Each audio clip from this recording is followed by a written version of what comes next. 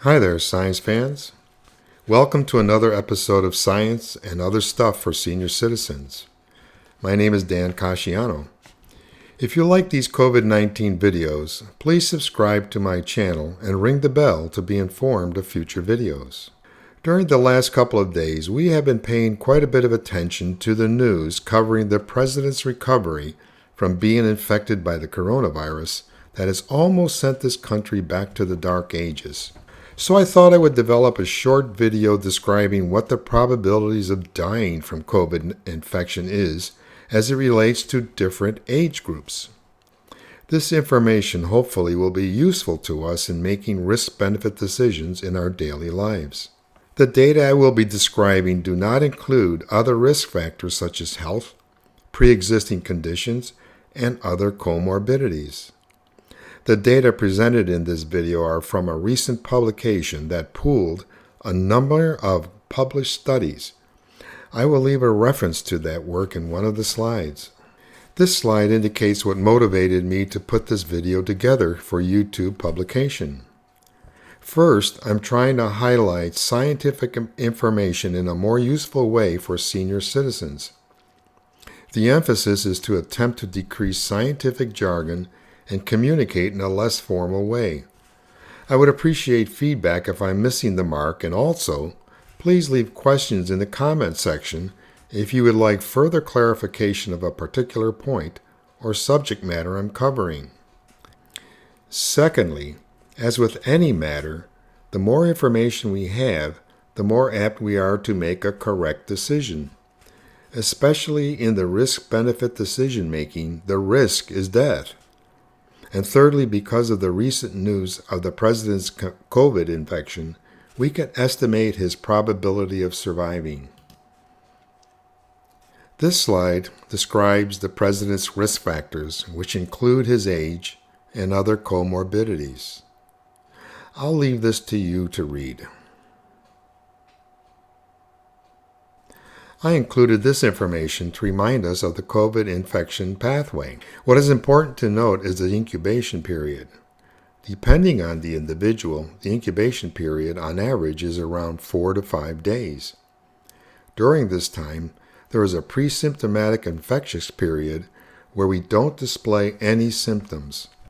However, we can be infectious, meaning we can unknowingly pass the virus to someone, a colleague, family member, or any person we come in contact. The existence of this period is one of the many reasons to follow the CDC guidelines. So what is the infectivity fatality rate? The IFR is simply the number of COVID-infected people who die divided by the total number of people infected by the virus.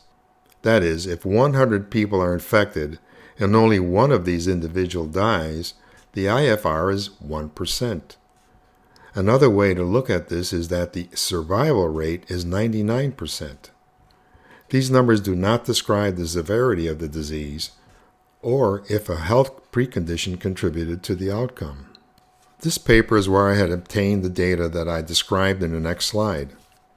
The paper was pre-printed to this website on September 20th, 2020, and is presently undergoing peer review.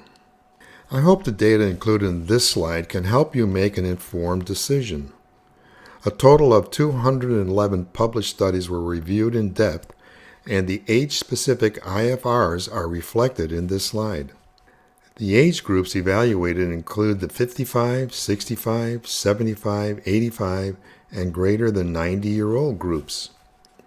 It is obvious from this large study that the 65 and older age groups are at a greater risk of dying from COVID-19 infection.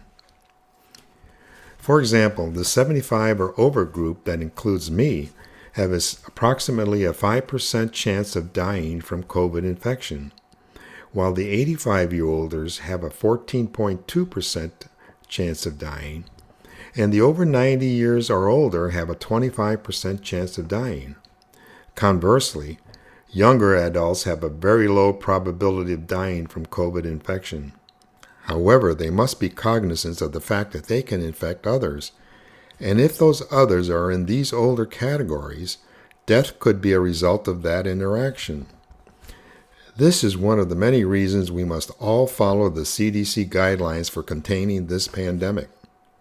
Not following these guidelines could result in a loved one's death as well as contributed to the failure of our society to reach herd immunity.